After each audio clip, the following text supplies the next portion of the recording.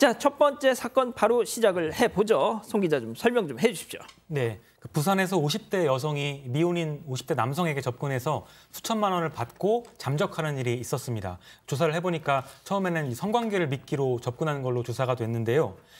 친분을 쌓은 뒤에는 분양받을 아파트 계약금이 필요하다. 그리고 또 오토바이 사고가 났는데 합의금이 필요하다면서 수천만 원을 받았고 7,700만 원을 받은 다음에 잠적했습니다. 자, 그러면 오늘 첫 번째 사건 체크포인트 짚어보죠. 화장실 좀 설마 저런 얘기를 하면서 접근한 겁니까? 저겁니다. 상당히 좀 대범하다고 해야 되나요? 이 50대 여성인데 50대 남성 경비원이 살고 있는 집으로 가서요. 지금 볼일을 좀 보고 싶다. 소변이 상당히 급하니까 좀 쓸 수 있느냐라고 얘기를 합니다. 그다음에 진짜 실제로 갑니다. 가서 이제 화장실을 이용을 하고요. 다음에 이제 문제는 고맙다. 한 달 후에 다시 오겠다라고 말을 해요. 근데 뭐 크게 뭐 중요하지 않다고 생각했는데 실제로 한 달 후에 다시 옵니다. 오고 이제 여러 차례 성관계 같은 것들을 하고 그런 어떤 인연을 바탕으로 이 여성이 남성한테 접근을 해서 이 뭔가 접근을 하고 준비했던 그런 사건입니다. 보통 이렇게 우연을 가장하는 경우에서는 뭐 우산을 좀 씌워달라든지 뭐 이런 경우가 있는데 화장실을 쓰기 이게 상당히 좀 특이한 경우네요. 그리고 이제 정말 볼 일이 급해서 화장실을 쓰고 한 달 후에 다시 찾아오겠다, 고맙다 이런 얘기를 하는 것도 쉽지 않은데, 그러니까 이 피해 남성 입장의 생각을 해보면 어찌 보면 약간 운명 같은 사랑이 찾아온 것 같은 느낌인 나이 거죠. 많은 독신남들은 그렇죠. 저도 한 달 후에 약간, 진짜 이 여성이 찾아온 거잖아요. 저도 약간 그 진입을 앞두고 있어서 그런지 이 우연에 약합니다, 진짜. 그러니까요. 아니 이게 많은 분들이 그래요. 그런 상황에서 여성과 그다음에 연인 관계로 발전하다 보니까 이 남성은 여성에게 사실 마음을 완전히 뺏긴 상황이죠. 그때부터 이 여성이 남성에게 조금씩 돈을 요구하기 시작합니다. 아파트 분양받을 게 하나 있는데 계약금 좀 빌려줘. 이거 분양받으면 둘이 같이 살자. 그러면서 1,700만 원과 1,300만 원을 합해서 총 3,000만 원을 받아갔고요. 그 이외에도 뭐 집 보증금이 좀 필요하다. 치과 임플란트 비용이 좀 필요하다. 오토바이 사고 났는데 합의금이 좀 필요하다. 이렇게 해서 이런 걸 다 포함해서 1년간 총 33차례에 걸쳐서 7,700만 원을 이 남성으로부터 받아가게 된 겁니다. 자, 그 우연을 가장한 만남 이렇게 되면 또 이 남성 입장에서는 이게 운명인가 또 이런저런 또 상상의 나래를 펴게 되지 않습니까? 자, 그런데 돈이 나옵니다. 이게 너무 상상이 지나치다 보면 돈 얘기를 해도 이걸 또 의심을 못할 수도 있게 되잖아요.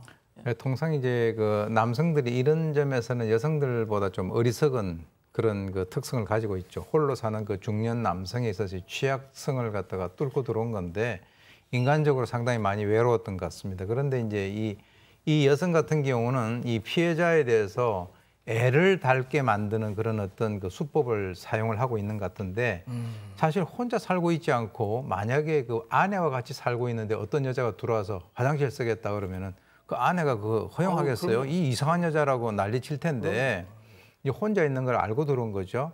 그리고 이제 또 감사하다고 하고 하루 뒤도 아니고 일주일 뒤도 아니고 한 달 뒤에 나타나니까 그 남성으로 하여금 이거는 운명이구나.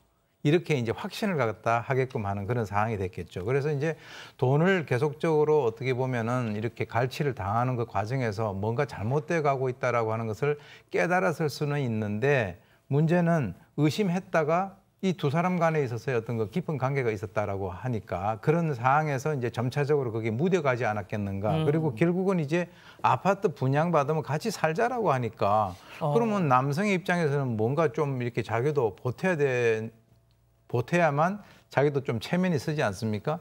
그런 등등을 갖다 아마 생각했으면 이것이 오래 지나면서 아마 좀 무뎌졌을 것이다 이렇게 저는 봅니다. 자, 송 기자, 근데 이 아파트 경비원분 남성 언제 내가 당했구나라는 거 언제 깨달은 거예요? 네, 사기 피해자들이 많이 이런 경우가 많은데 완전히 잠적하고 나서야 속았다는 걸 알았다고 합니다. 그러니까 돈을 갚기로 한 날이 돼서도 연락이 안 왔고요. 그래서 이제 전화를 해보니까 없는 번호라고 나왔다고 합니다. 그러니까 완전히 잠적을 한 겁니다. 그제서야 이 피해자는 경찰서를 찾았습니다. 예.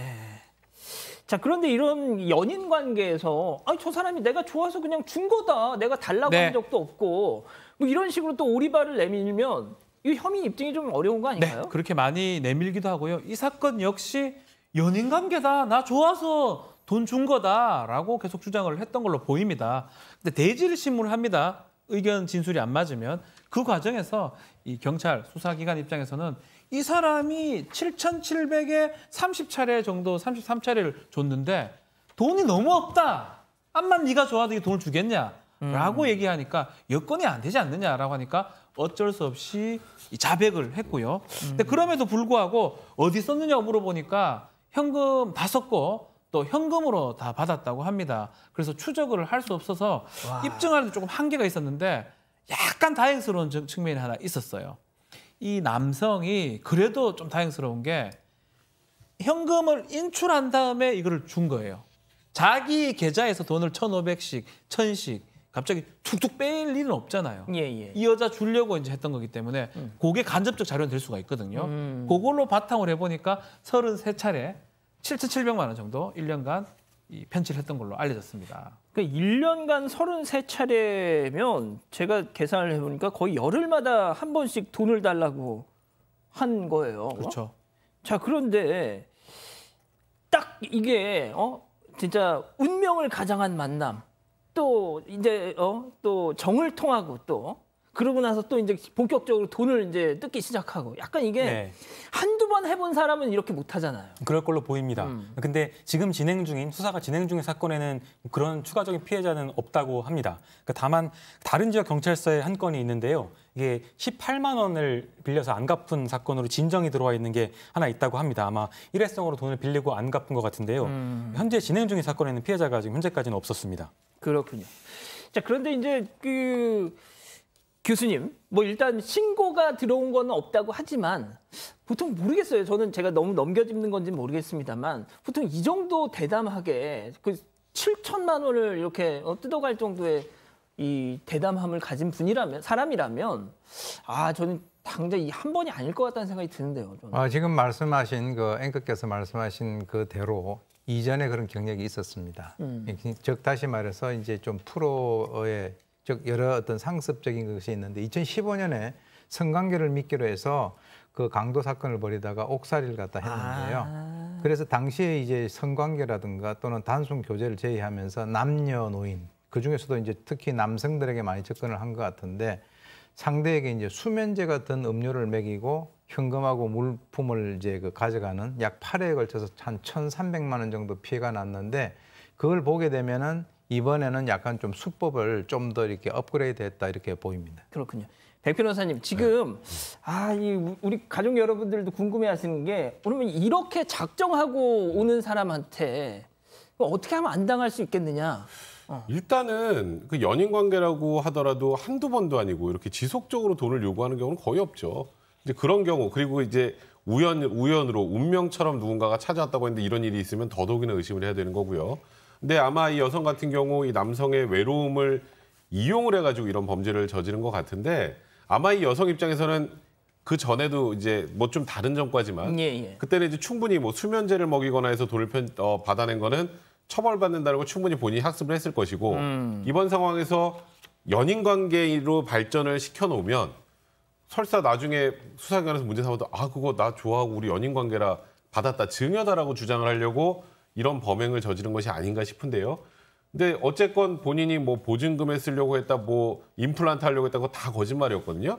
이거는 실제로 증여라고 하더라도 용도 자체를 속였기 때문에 이거는 용도를 속인 그 사기죄 충분히 나갈 수 있고 이번 사안 같은 경우 이 피해 금액은 7,700만 원이지만 이 남성이 입었을 심적 충격은 뭐 이 돈과 비교할 수 없는 수준일 것 같고요. 일단 이 여성 그 전에 정과까지 고려한다면 제 개인적인 생각입니다만 실형 선고를 피하기는 어렵지 않을까. 현재까지 밝혀진 사실관계로는 그런 생각이 좀 듭니다. 뭐 모르긴 몰라도 이 아파트 경비원분은 돈보다도 자신의 그 순수했던 감정을 농락당한 그 참담함이 더 크지 않을까. 뭐 이런 생각도 듭니다. 자, 첫 번째 사건 이렇게 마무리하고요.